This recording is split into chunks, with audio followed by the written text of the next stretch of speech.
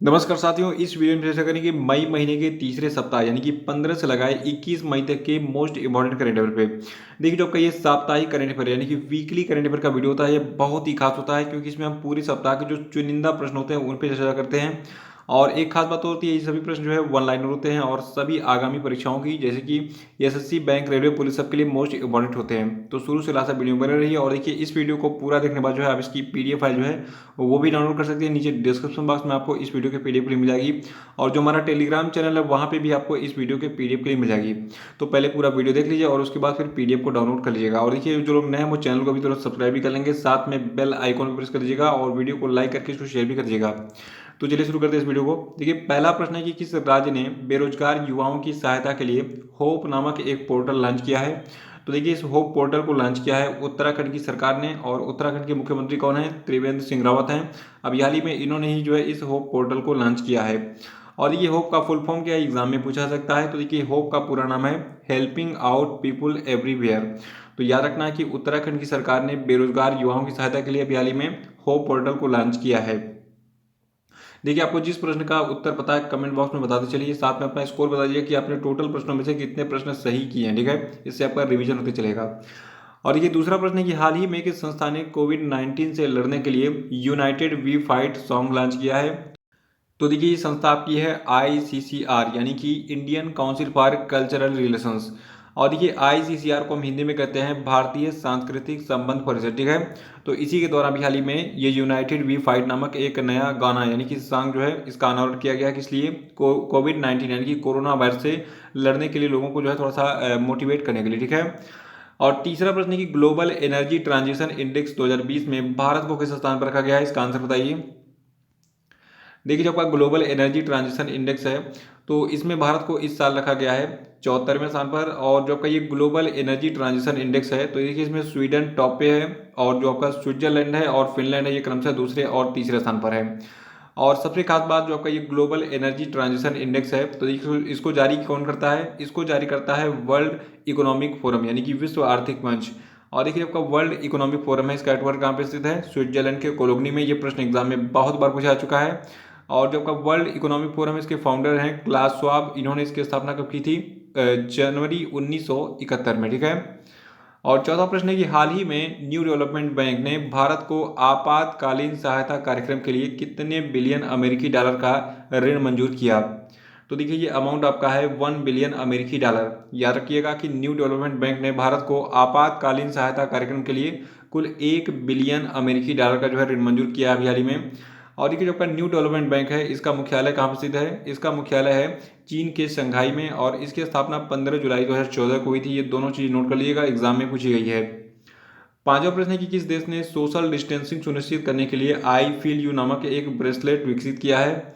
तो देखिए, इस आई फील यू नामक ब्रेसलेट को विकसित किया है इटली ने। और जो आपका ये ब्रेसलेट है ये किस लिए विकसित किया गया है? सोशल डिस्टेंसिंग को बढ़ावा देने के लिए। ठीक है। और सोशल डिस्टेंसिंग कैसे होगी? देखिए, जब दो चिप आपस में मतलब एक दूसरे 1 मीटर के करीब में आएंगे। ठीक है, तो इस चिप से जो है एक आवाज़ निकलेगी और इससे पता चल जाएगा कि भाई आपके 1 मीटर से भी करीब कोई व्यक्ति पहुंच गया है। तो आप जो है सोशल डिस्टेंसिंग को यानी कि 1 मीटर की दूरी को फिर से मेंटेन कर लिए। तो अभी हाल ही में सोशल डिस्टेंसिंग सुनिश्चित करने के लिए आई फील यू नामक इस ब्रेसलेट को किसने विकसित किया है? इटली ने। ठीक है, ये चीज़ रखना है। और छठा प्रश्न है कि भारतीय पुरातत्व सर्वेक्षण यानी कि आर्कियोलॉजिकल सर्वे ऑफ इंडिया की जो नई महानिदेशक हैं यानी कि डायरेक्टर जनरल है, ये कौन बनी है? इनका नाम बताइए। देखिए, इनका नाम है वी विद्यावती। और जो का आर्कियोलॉजिकल सर्वे ऑफ इंडिया है, देखिए इसकी स्थापना की थी अलेक्जेंडर कनिंघम ने। कब? 1861 में। ठीक है, और इसका मुख्यालय नई दिल्ली में स्थित है। सातवां प्रश्न है कि यूरोप में कोरोना वायरस फ्री होने वाला पहला देश कौन बना। तो देखिए, यूरोप में कोरोना वायरस फ्री होने वाला देश बना है स्लोवेनिया। ठीक है, यहाँ पर अब कोरोना वायरस के एक भी केसेस नहीं है।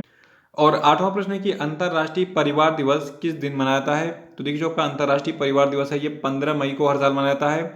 और 2020 के अंतर्राष्ट्रीय परिवार दिवस यानी कि इंटरनेशनल डे ऑफ फैमिलीज की थीम है families in development Copenhagen and Beijing +25। तो थीम और डेट दोनों याद रखना है आपको। और नवा प्रश्न है कि किस व्यक्ति को वाइस एडमिरल जी.एम. हीरा नंदानी मेमोरियल रोलिंग ट्रॉफी 2020 से सम्मानित किया गया है। तो देखिए, व्यक्ति आपके हैं लेफ्टिनेंट कमांडर अक्षय कुमार। याद रखना है कि लेफ्टिनेंट कमांडर अक्षय कुमार को अभी हाल ही में vice admiral GM Hiranandani memorial rolling trophy 2020 से जो है सम्मानित किया गया है। और 10वां प्रश्न है कि हाल ही में केंद्रीय स्वास्थ्य मंत्री डॉक्टर हर्षवर्धन ने कोविड-19 मरीजों की जांच के लिए किस परीक्षण मशीन को राष्ट्र को समर्पित किया? तो देखिए इस परीक्षण मशीन का नाम है कोबास 6800। और 11वां प्रश्न है कि हाल ही में किस देश की अध्यक्षता में असाधारण G20 virtual trade and investment ministerial बैठक का जो दूसरा संस्करण है ये आयोजित किया गया? तो देखिए ये देश आपका सऊदी अरब है। अभी हाल ही में सऊदी अरब की अध्यक्षता में जो है असाधारण G20 virtual trade and investment ministerial बैठक की जो है दूसरी संस्करण जो है आयोजित किया गया था। और देखिए इस वर्चुअल बैठक में जो भारत का प्रतिनिधित्व यानी कि लीडरशिप है ये किया था भारत के केंद्रीय वाणिज्य और उद्योग मंत्री पीयूष गोयल जी ने। 12वां प्रश्न है कि हाल ही में किसने वीडियो कॉन्फ्रेंस के माध्यम से गोवा में भारतीय तटरक्षक बल के पोत सचेत और 2 इंटरसेप्टर नौकाओं C-450 और C-451 का जलावतरण किया? तो देखिए इन सभी का जलावतरण किया गया राजनाथ सिंह के द्वारा जो कि भारत के रक्षा मंत्री हैं। और 13वां प्रश्न है कि हाल ही में किसके द्वारा MIRASD कोविड-19 डैशबोर्ड विकसित किया गया है? तो देखिए जो आपका ये MIRASD कोविड-19 डैशबोर्ड है इसको विकसित किया गया है IIT गांधीनगर के द्वारा। और देखिए जो आपका ये MIRASD कोविड-19 डैशबोर्ड है ये विभिन्न स्तरों पर महामारी की जानकारी प्रदान करता है। 14वां प्रश्न है कि इंटरनेशनल डे ऑफ लाइट कब मनाया गया? तो देखिए जो आपका इंटरनेशनल डे ऑफ लाइट है ये 16 मई को मनाया गया है। और जो आपका ये इंटरनेशनल डे ऑफ लाइट है तो देखिए ये दिन जो है ये 1960 में भौतिक विज्ञानी और इंजीनियर जिनका नाम था थियोडोर मैमन इनके द्वारा लेजर के पहले सफल संचालन की वर्षगांठ का प्रतीक है। और जो आपका लेजर है देखिए लेजर का फुल फॉर्म क्या होता है ये भी जान लीजिए, एग्जाम में बहुत बार पूछा गया है। देखिए लेजर जो है इसको हम कहते हैं light amplification by stimulated emissions of radiation, ठीक है ये इसका पूरा नाम है। और 15वां प्रश्न है कि हाल ही में किसके द्वारा डिजिटल प्रणाली के माध्यम से आदिवासी युवाओं को मेंटरशिप प्रदान करने के लिए गोल यानी कि गोइंग ऑनलाइन एज लीडर्स कार्यक्रम शुरू किया गया?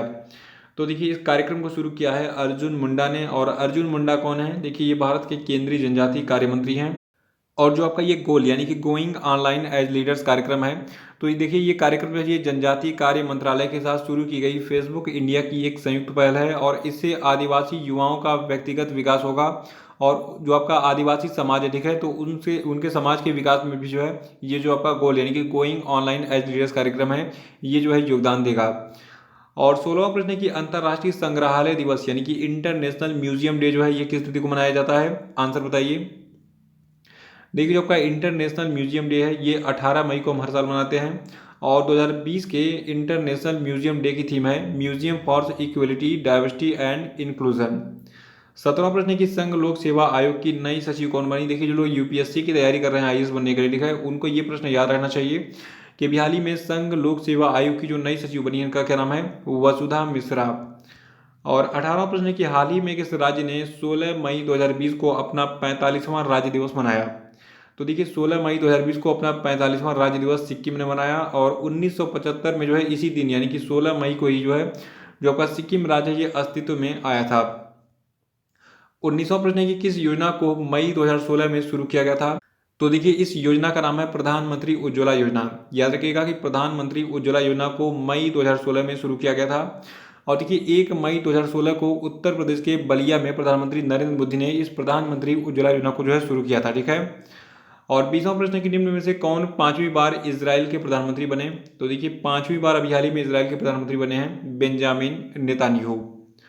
और 21वां प्रश्न है कि किस राज्य सरकार ने फसल उत्पादन को प्रोत्साहित करने के लिए राजीव गांधी किसान न्याय योजना शुरू की है?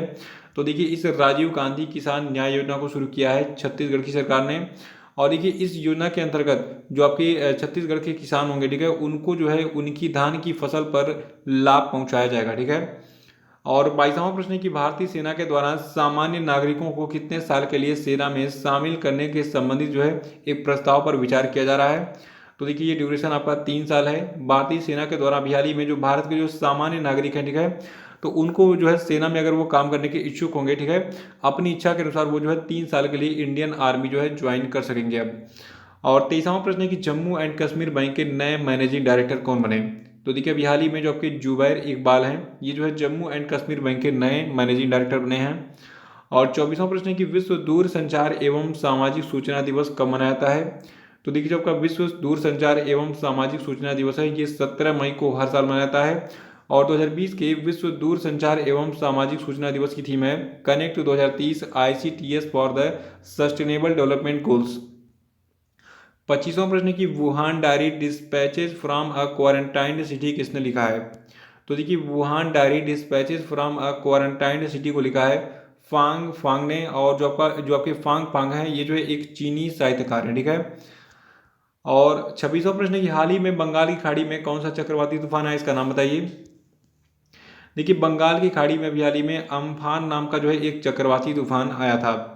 और 27वां प्रश्न की किस राज्य सरकार ने प्रवासी मजदूरों के लिए चरण पादुका अभियान आरंभ किया है, इसका आंसर बताइए। देखिए प्रवासी मजदूरों के लिए अभी हाल ही में मध्य प्रदेश की सरकार ने चरण पादुका अभियान जो स्टार्ट किया है। और 28वां प्रश्न की हाल ही में किस देश के वैज्ञानिकों ने सुपर अर्थ की खोज की है? देखिए अभी हाल ही में जो आपके न्यूजीलैंड के वैज्ञानिक इन्होंने एक सुपर अर्थ की खोज की है। और ये जो आपका सुपर अर्थ ग्रह है, ठीक है, ये पृथ्वी के आकार का है और इसके साथ ही इसके अपने सूर्य की जो कक्षा भी है ये पृथ्वी की कक्षा की तरह ही है। 29वां प्रश्न की वीडियो आधारित केवाईसी विकल्प के जरिए केवाईसी स्वीकार करने वाला भारत का पहला बैंक कौन बन गया है? तो देखिए ये बैंक आपका है कोटक महिंद्रा बैंक। और केवाईसी का फुल फॉर्म एग्जाम में बहुत बार पूछा गया है। देखिए केवाईसी का पूरा नाम है नो योर कस्टमर, ठीक है। और 30वां प्रश्न है कि कौन सी फुटबॉल लीग कोविड-19 लॉकडाउन के बाद दोबारा शुरू होने वाली दुनिया की पहली प्रमुख खेल स्पर्धा बन गई है? तो देखिए ये खेल स्पर्धा आपकी है बुंदेसलीगा। तो देखिए ये खेल स्पर्धा है बुंदेसलीगा। देखिए बुंदेसलीगा जो है ये जर्मनी की एक प्रसिद्ध फुटबॉल लीग है। और अभी हाल ही में इसका जो आयोजन हुआ था तो इसमें जो ग्राउंड था फुटबॉल का, ठीक है, तो इसमें केवल खिलाड़ियों ने केवल इसमें जो भाग लिया था, खिलाड़ियों ने खेला। इसको जो है सीधे इसका लाइव टेलीकास्ट किया है टीवी वगैरह पे, तो लोगों ने जो है घर पे बैठ कर इसका आनंद लिया। यहाँ पे दर्शक वगैरह मौजूद नहीं थे। और 31वां प्रश्न है कि हाल ही में भारतीय नौसेना में कौन सा युद्धपोत जो है ये शामिल हुआ है? तो देखिए इस युद्धपोत का नाम है INLCU L57। और जो आपका ये INLCU L57 है तो देखिए ये जो है LCU मार्क 4 श्रेणी का 7वां युद्धपोत रहे क्रम से, ठीक है। और 32वां प्रश्न है कि national real estate development council के नए महानिदेशक कौन बने, इनका नाम बताइए। देखिए जो आपका national real estate development council है इसके नए महानिदेशक बने हैं राजेश गोयल जी। 33वां प्रश्न की हाल ही में किस भाषा के लेखक और नाटककार जिनका नाम था रत्नाकर मतकरी, इनका जो है कोविड-19 के कारण निधन हो गया है? तो देखिए जबकि रत्नाकर मतकरी थे ये जो है मराठी भाषा के लेखक थे, नाटककार थे। और देखिए इन्होंने कई सारे नाटकों का जो है डायरेक्शन भी किया था और इनको मराठी भाषा में बच्चों के नाटक शुरू करने का जो है अग्रणी माना जाता है। 34वां प्रश्न है कि हाल ही में किस व्यक्ति ने साफ्ट बैंक के निदेशक मंडल से इस्तीफा दे दिया है? तो देखिए अभी हाल ही में जो आपकी जैक मा है जो कि alibaba.com के संस्थापक है, ठीक है, तो इन्होंने साफ्ट बैंक के निदेशक मंडल से जो है इस्तीफा दे दिया है। देखिए जो आपका साफ्ट बैंक है इसके वर्तमान में CEO कौन है, इनका नाम है मासायोशी सोन और इसका मुख्यालय स्थित है मिनातो सिटी टोक्यो जापान में। और साफ्ट बैंक जो इसकी स्थापना 3 सितंबर 1981 को की गई थी। तो डिटेल्स याद रखिएगा। लेकिन सबसे पहले कहना है कि जो आपका जापान का सॉफ्ट बैंक है इसके निदेशक मंडल से हाल ही में जैक मा ने इस्तीफा दे दिया है। तो ये थे आपके मई महीने के तीसरे सप्ताह के मोस्ट इंपॉर्टेंट करंट अफेयर। आपको ये वीडियो कैसा लगा कमेंट बॉक्स में जरूर बताइए और इस वीडियो को एक बार फिर से देख के रिवाइज कर डालिएगा क्योंकि ये सभी प्रश्न बहुत ही चुनिंदा हैं और मोस्ट इंपॉर्टेंट है आपके एग्जाम के लिए। तो इसी के साथ बहुत बहुत धन्यवाद। Thank you and have a nice day.